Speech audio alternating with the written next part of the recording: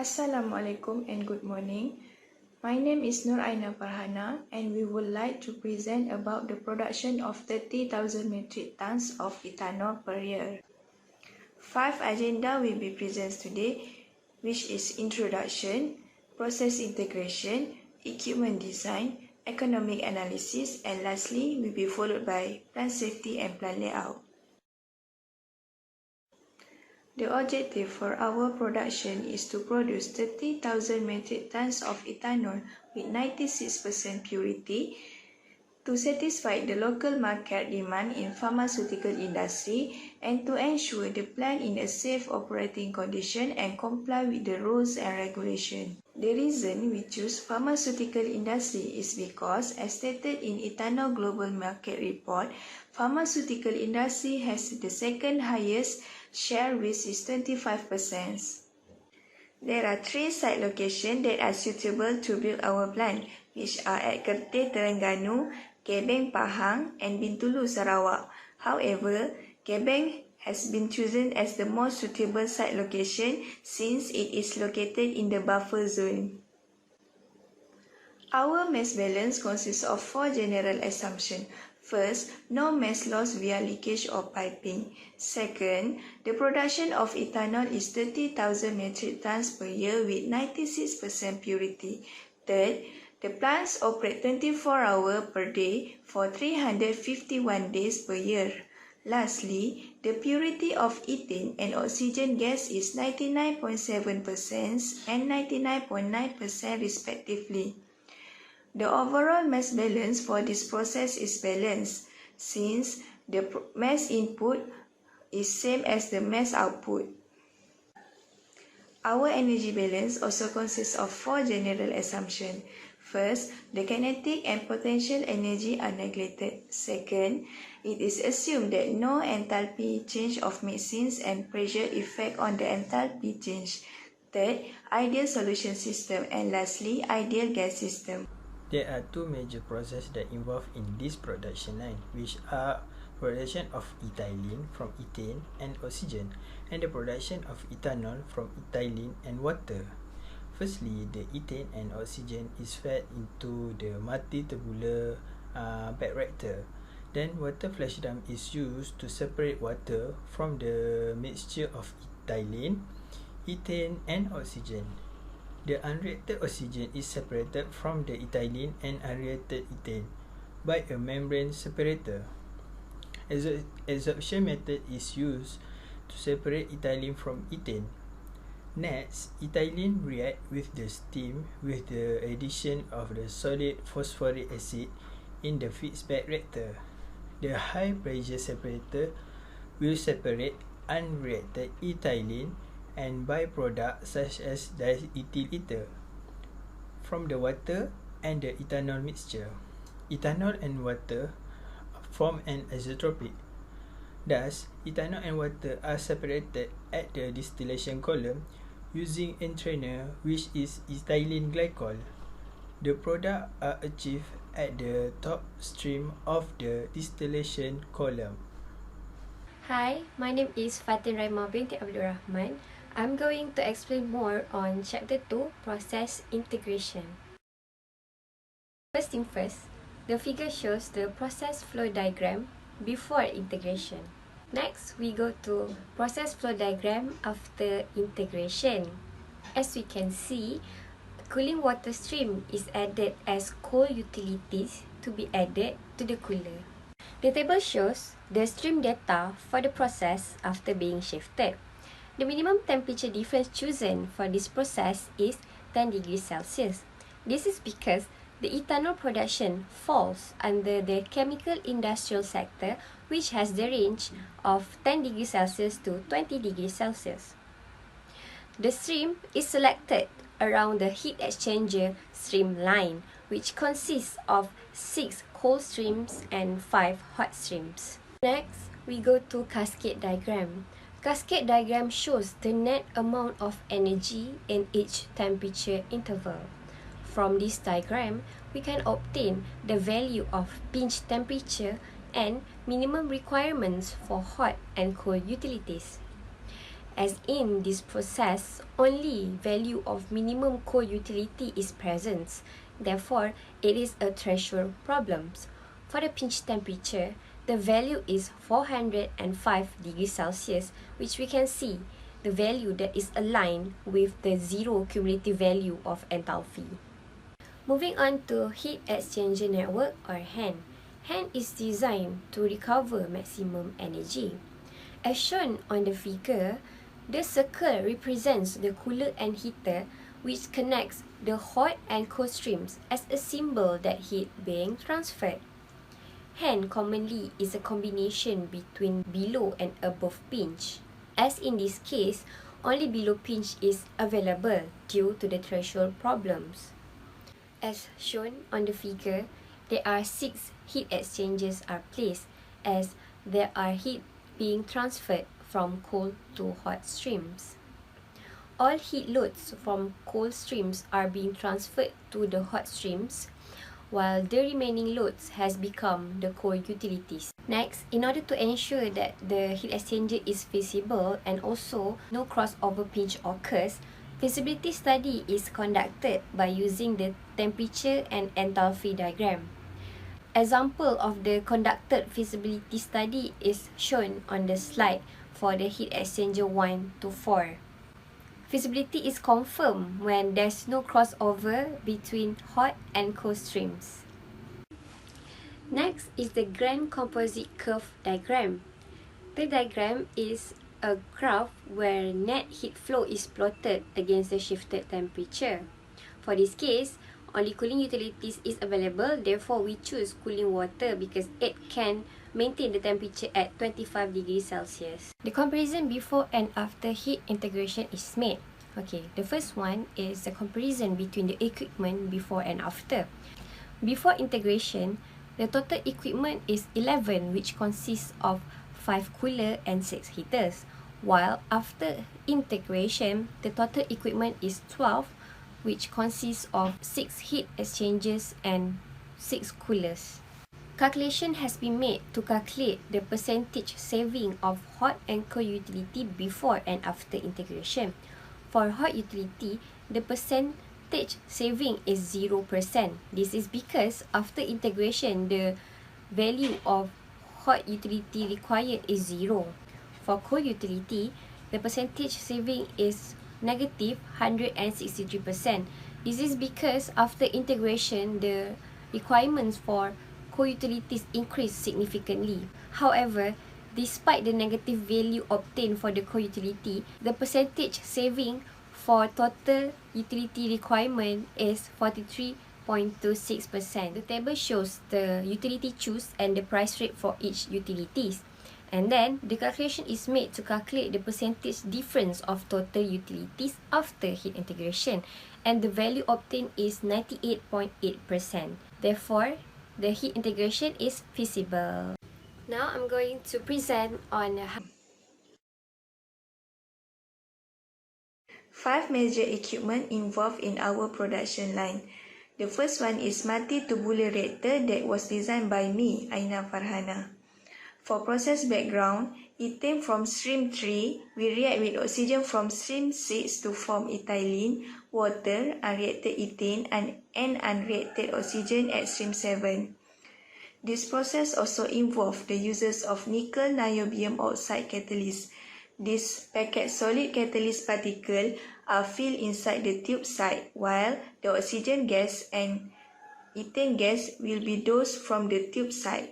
This is the AutoCAD drawing for reactor 101. The diameter for this reactor is 2210 mm. Its height is 6630 mm and its thickness is 8 mm. Ellipsoidal head is chosen as the most suitable head since it has the closest matching with the thickness of the vessel. Jacket with spiral baffle is chosen to flow the cooling water in the shell side to resolve the increment of heat due to exothermic reaction. The material construction for vessel part is from stainless steel 316, while both skirt and jacket are from carbon steel. The insulator is made up from mineral wool. Three controllers are put in place to achieve conversion of raw materials to produce the desired product, to maintain the operation condition at optimum level, and to ensure the safety when the reactor is in operation. The first one is flow controller. It is used to maintain the inlet flow of the feed stream. Ratio control is used to maintain the ratio of ethane to oxygen gas at 2:1. Stream 3 is the wild stream, while stream 6 is the manipulated stream. Cascade control also being used for this reactor.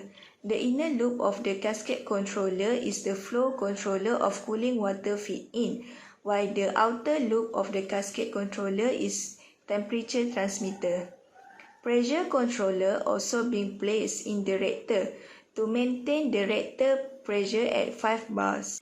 For safety part, if the flow of the feed is low, it will cause the desired end product cannot be achieved. So we need to control the inlet flow rate by the uses of flow controller. Meanwhile, if the temperature of the reactor is too high, overpressure will occur and it will lead to explosion. So for safety purpose, we need to install alarm temperature high and alarm temperature low to control the temperature of the reactor. Lastly, if the pressure of the reactor is too low from the operating pressure, poor product conversion will occur. Installation of pressure controller can overcome this problem. Next, I would like to discuss with the second major equipment that involved in this production line, which is feedback reactor R102. The process background for this reactor is ethylene from stream 30 and steam from stream 34 react in the reactor to form ethanol, ethylene, water and a small amount of diethyl ether. There are two objectives from this process, which are to achieve the conversion of ethylene at 5.6% to ethanol and attain the desired purity of ethanol by recycling back unreacted ethylene. The process is known as direct hydration of ethylene. The catalyst involved in this reactor is solid phosphoric acid. The process is isothermic, continuous and homogeneous process due to the same phase for both reactants. Let's move on into the AutoCAD drawing. The diameter for the reactor is 3500 mm and the height is 10,400 mm. Due to the high pressure inside the reactor, the thickness vessel is 128 mm. The most suitable heat to be used is the ellipsoidal heat. The type of jacket being chosen is a dimple jacket to cool the reactor by using cooling water to counter the isothermic reaction. For the material construction, stainless steel 316 is chosen at the vessel, which help to enhance the metal resistance from ethanol corrosion, while for the jacket and skirt is carbon steel. Lastly, the mineral wool is chosen as the most suitable insulator. There are three control strategies involved in this reactor, which is ratio control, to control the ratio between ethylene and steam at the inlet stream. Next, feedback controller, to control the temperature and pressure for the reactor. In terms of safety, if a failure occurs for the flow, possible consequences are desired end product not achieved, increase the risk of vessel cracking, and internal pressure will increase due to inadequate inlet flow rate. For pressure, possible consequences are the tank might be explode to exceed the tank pressure limit, low performance on production, and create more waste instead of product. Lastly, possible consequences in terms of temperature are the desired temperature is not achieved, failure to achieve the desired product, and might be catalyst degradation. Integration is feasible. Now I'm going to present on a high pressure separator. The objective of this separator is to separate ethanol and water from the stream to achieve a high purity of ethanol. This separator is a two-phase separator which consists of one inlet and two outlet, which is the top outlet is the gas phase and the bottom is the liquid phase. The inlet stream consists of ethylene, diethyl ether, ethanol and water. Next is the AutoCAD drawing for the high pressure separator. The diameter of the vessel is 1.1 meter.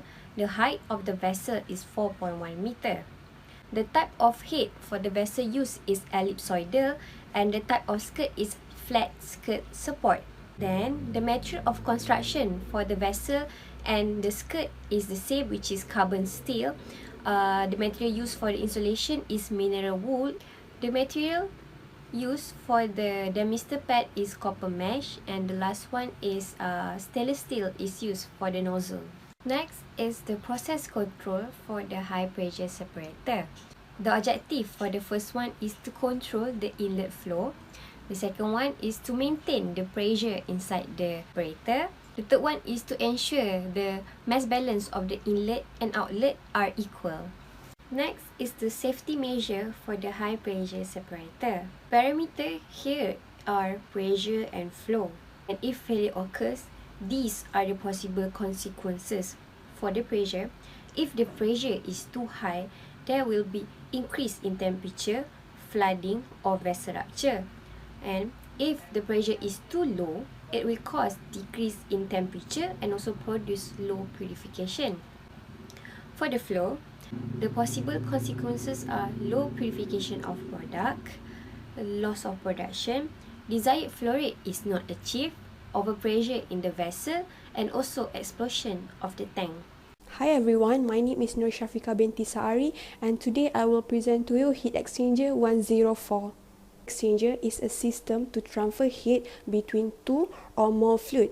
And for Heat Exchanger 104, the objective is to cool down organic vapor from temperature 230 degrees C to 65 degrees C. And as you can see here, the stream number 8 contains ethylene, ethane, water and oxygen with temperature 230 degrees C and the pressure is 5 bar and it needs to be cooled to 65 degrees C. The cooling medium used is cooling water and the temperature is at 35 degrees C.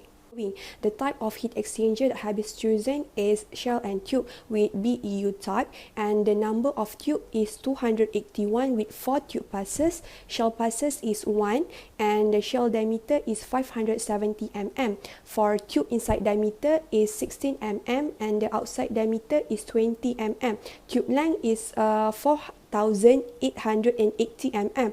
Type of heat is ellipsoidal and the corrosion allowance is 3 mm.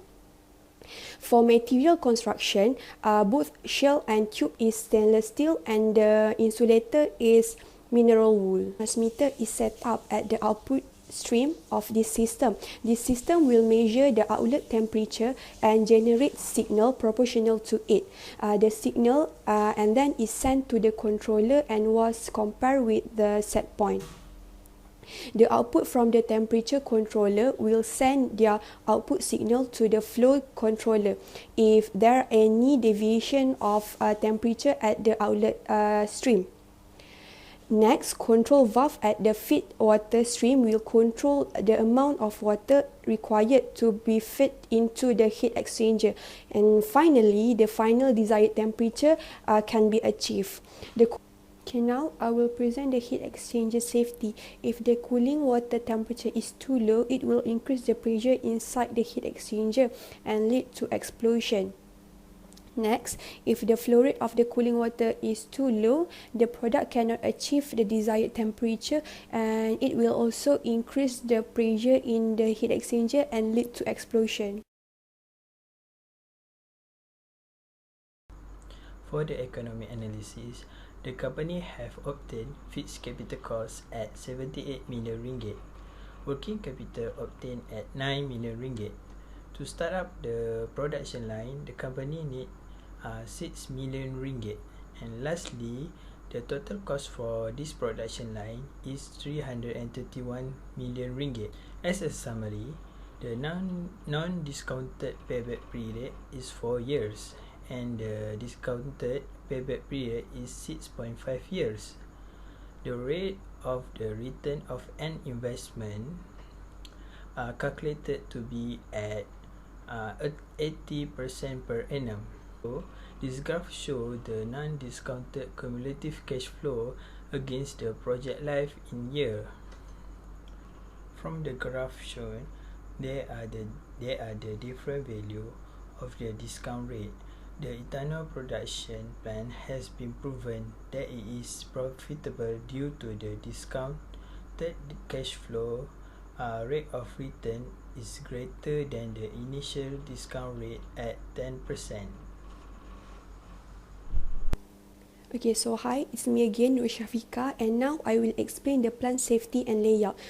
Okay, emergency situation can happen to anyone, anytime and anywhere. We cannot expect it. Therefore, preparation has to be made to face the situation if this case occurs.